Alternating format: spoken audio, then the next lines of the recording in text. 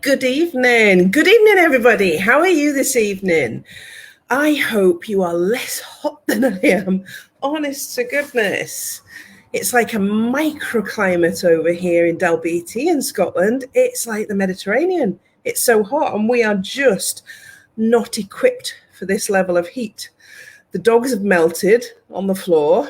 Dan's sitting in just his boxer shorts in his bedroom, and I've got a fan going at the side. So I'm sorry if there's a bit of noise, but I could not possibly come on and do this live tonight without some sort of cooling system because it's incredibly hot here. Anyway, I don't suppose many of you will join in tonight because you're probably in the garden. If it's as hot where you are as it is where I am, you'll be sitting outside, and I don't blame you. I haven't gotten outside yet. So if you are, tell me where you're watching. Tell me where you are. If you're in the garden, let me know you're watching from the garden. If you've been in the garden all day, let me know. What's the weather like where you are? Is it as hot as it is here? It's incredible. There's not a bit of air. It's just red hot. And I don't do well in the heat being blonde. So anyway, stop talking about that, Mandy. So hi and welcome tonight. Tonight I'm talking about creativity, my favorite subject. For those of you that don't know me, I'm Mandy Nicholson, and I'm a creative genius consultant, artist and author. And I help creative women to launch, to grow, and to scale their businesses and to make more money. It's a passion for me. And what I was called to talk about tonight was creativity and what creativity means to you. And there's a reason for that. In the last few weeks, I've moved house once into a holiday cottage. I've moved house again into a flat. I'm renovating a big 7-bedroom property. And I'm going to talk a little bit about that because creativity lives there. But also in the last sort of week to 10 days, I've appeared on a radio show talking about creativity for an hour and a half, I have to say, with 2 other guests, which was amazing. I've written a 2,500 word article on the benefits of creativity in relation to trauma, bereavement, and developmental disabilities, which is quite an in-depth article going into Positive Health magazine. And I'm sorry if you can hear cars going by. The window is open. I am now in a little flat on a high street temporarily. So I've written the 2,500 word article. I've been on the radio, and I've also been published in 2 other major publications talking about creativity. So do you know what? There's a lot of interest at the moment in this subject and what creativity is doing for us. That's why I asked the question, what does creativity mean to you? Because the benefits that sit within creative arts, crafts, dancing, singing, you name it, anything that involves a form of self-expression are huge. There is a mental health epidemic at the moment in the world, not just in this country, in the world, because of the situation that we have been in over the last year or so.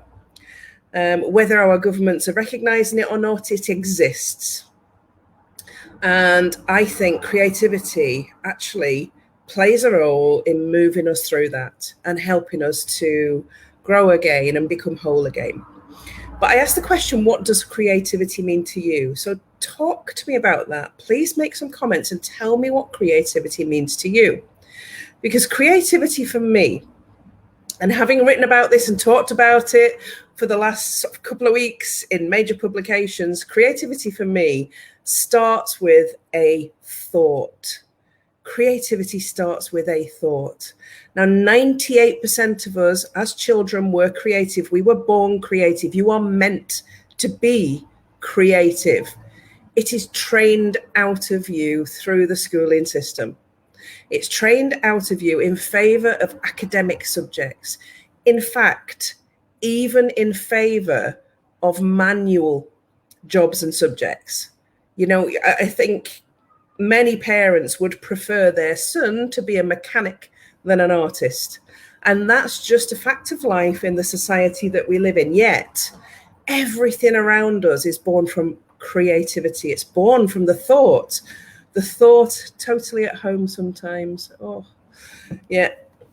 The thought that creates the thing that's become something, that whether that's a piece of art on a wall, whether it's the sofa that's behind me, whether it's this bottle that I'm drinking from.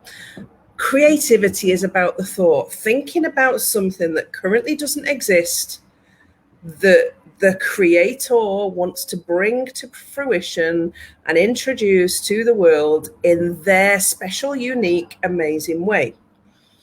So creatives are architects, they are engineers, they are as well as dancers and crafters and artists and authors and all those things. Creativity sits and runs through the very core of us, as not only as a society, but as a species. It's what sets us apart and enables us to build the life, the structures, the society, the civilizations that we have through history and through time on this planet. So if you think about the Mayans and the temples that they built, and the Egyptians and the pyramids, creativity has been at the core of everything that exists around the planet. That's what creativity means to me. Where I stood on my podium, I have stood there because, and I'm sorry if the internet keeps going in and out, because it's probably down to heat. I'm just looking, connection is unstable. So I'm sorry if it's going in and out. I don't know what that's like on your end. I'm just going to keep talking and hope that the connection stays stable, because the heat could be having an effect on it. Obviously, I'm in a flat. It's the first time that I've done my live from this flat. So I don't know what it's going to be like. Don't know what the broadband is going to be like. So praying that I can get through this without it completely crashing. So talking about creativity, that's what creativity means to me. I think it's such a big thing. It's a massive thing. It's not just about artists. And when you start talking about creativity, people switch off if they are not creative. But I'm going to say to you that you are creative. You were born creative. You've forgotten. You've abandoned it because you were taught to in the schooling system. You've forgotten what it's like to be creative, to naturally create something without fear, without thinking about what people will think about you, because we're such a judgmental society in everything that everybody does. Nothing goes under the radar without somebody critiquing. And actually, that natural ability to be creative is what we need to get us through now from where we've been in the last couple of years, in lockdown, with the mental health issues that we've got running through our whole civilization at the moment. Creativity is what we need. And this is why.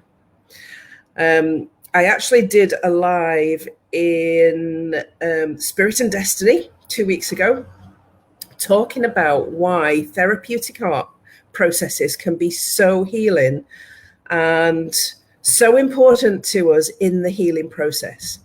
When we are looking to heal, we naturally go to healers. We go to doctors, we go to therapists, we go to Reiki healers, alternative healers, to try and fix ourselves.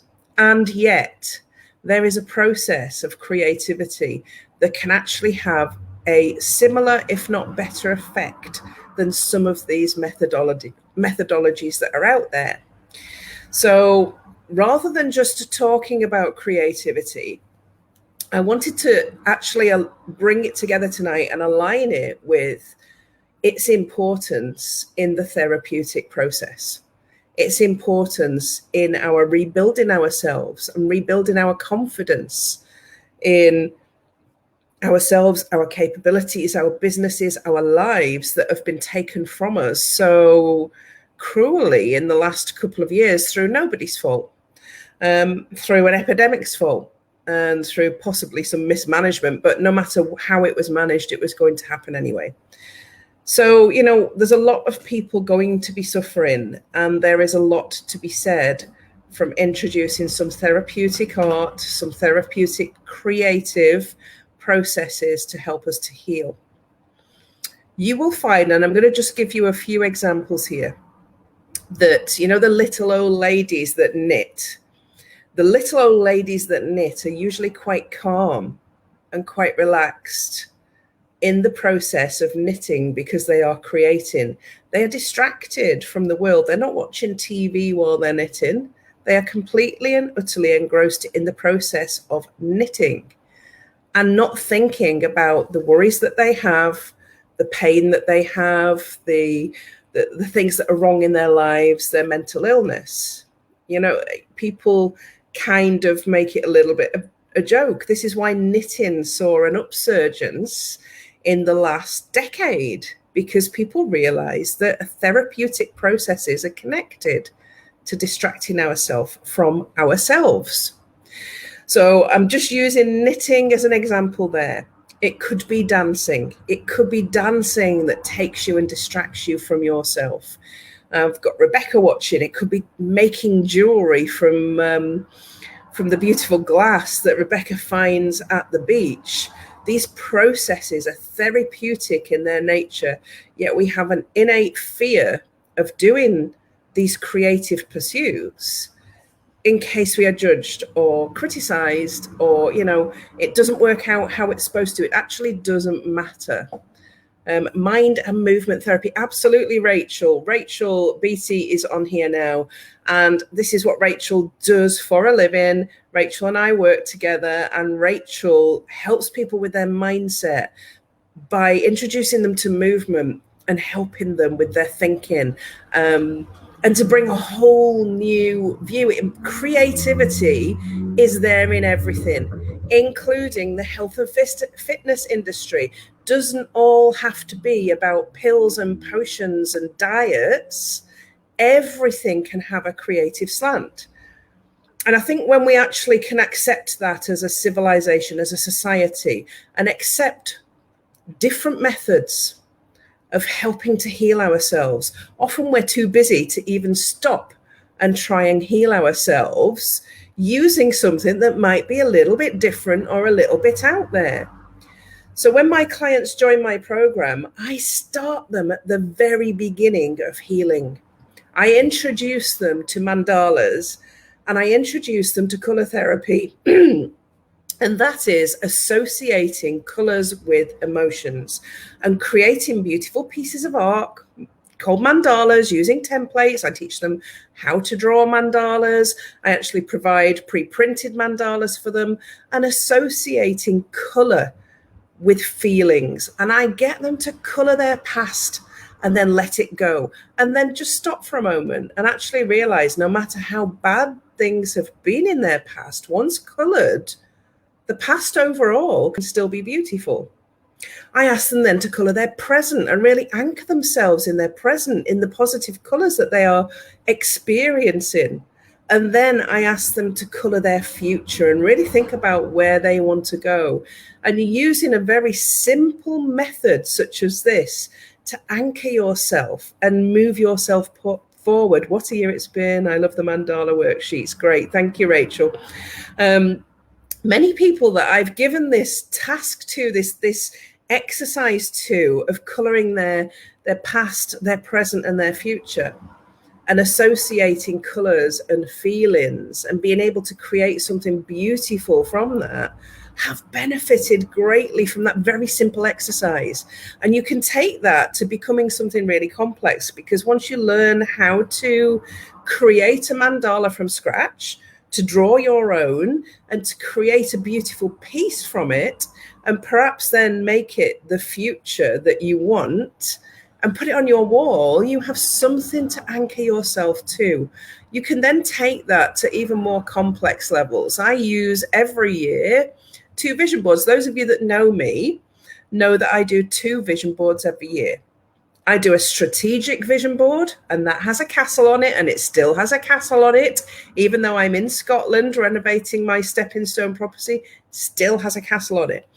And I do a feelings vision board, and I paint the feelings vision board on how I want to feel. And I use the colors that make me feel good, that make me feel positive, that make me feel healthy. So there's always two vision boards. Unfortunately, they're in storage right now, so I can't show you. Normally I'd turn my laptop around and show you them on the wall, but they're in storage because obviously most things, apart from 4 knives and forks, 2 mattresses, and a few essentials, are in storage. So, but that is an activity that I do absolutely every year without fail. So I don't just create a vision board with all the things that I want. I really think about what I want to feel like in my future and create a vision for my future that I really can anchor myself to by painting it. Now, you don't have to be good at painting to do that. This is about color and shape and form. Now, I'm sure most of you can draw a square, a triangle, a circle, a semicircle, a spiral. You can do shapes. And if you can do shapes, you can create patterns. And if you can create patterns, you can create beautiful pieces of artwork. You don't have to be able to draw a human body or draw the dog. You can create something beautiful just by putting together shapes and colors. And I would encourage you to have a go. So I asked you what creativity means to you. And I hopefully, if you watch this back later, if you watch this on replay, please put #replay and put in there what creativity means to you, what you do or what you would like to do. What are you not doing because you are scared? What are you avoiding doing because you don't think you can? So creativity is in you. It's in you right now. It's there. It's dormant. It was there when you were born. So you have what you need to be able to do something. So for me at the moment, you can imagine as a creative, it's really frustrating for me. All of my art stuff is packed up and in storage. All my canvases, all my paints, all my brushes, there's nothing. I brought my sketchbook and a few pencils. But other than that, I have no way of creating anything in color. However, I've got this great big house and I am really thoroughly enjoying immersing myself in selecting the colors for the walls and picking out wallpaper and carpets and designing all the little tiny elements of this home, from, what light is going to look amazing in the room with 14-foot ceilings in it, and how am I going to coordinate that with the color scheme that I'm planning in that room. So creativity does not have to be limited to being able to paint. And like I said, I have written 3 and been published in 3 articles and been on the radio in the last 4 weeks. That's creative. Talking about it is creative. I did a live just before I moved, talking about the mandalas and how they can help you therapeutically, sharing this with the world so that people can find the confidence within them. And then for you ladies that are creative, it's about taking it a step further and building a really, really successful business out of this, because the creative people that are out there now that are in businesses that are playing small, you are not serving the world by playing small. You need to play bigger because people need you right now. Your knowledge and your experience and your ability is needed right now in the world to help us heal it. So if that's you, then get in contact. Go and have a look at my website, send me a voice message, send me a DM, say, can we have a chat about this, Mandy? Anything but do something, take action. And that's, I suppose, whatever creativity means to you, take action today to do something with that. And I've had conversations with some of my clients this week, Rachel being one of them, who is actually following her goals and her dreams and creating something amazing that she's really excited about. I've got other clients that are following intuitive drawing, which is new for them, but that's really exciting for them. And then they're looking at where they can take that. I've got people that I've had calls with over the last couple of weeks that have got lots of little businesses that they don't believe can be any bigger than they are currently. And that's wrong. Right now, creativity is where it's at. Entrepreneurship is where it's at. This has never been a better time to start your own business. Creativity sits at the core of entrepreneurship. Creativity sits at the core of taking action to do something and bringing something new to our society. And honestly, women, for me, are the absolute answer to the crisis in the world, because we have the ability to multitask, to be able to build businesses from home whilst looking after our children. And we buy from other women. We build the economy by buying from the economy and supporting each other. We help by teaching other women. That's what I do. I teach other women how to be great at business, and they then go out and help more women. It's like pyramid selling, but better. So, if you've got an idea right now and it's niggling you and you want to do something with it, take some action, do something. Even if it's not me, find somebody else, do something with that talent that you've got that's laying dormant at the moment, because what you've got can help. Creativity can help. Anyway, that's me going to step back off my soapbox and sit in front of this fan really close where it's a bit cooler because it is so hot in here. And I will be here in the same place. Who knows? I might be in the garden at the new house. I don't know where I'm going to be from week to week at the moment, talking about something else. So join me at 7 p.m. next Tuesday night, where I will be really excited to host a new topic and talk to you about something that I love that I think can help you. So have a wonderful week, and I will see you then.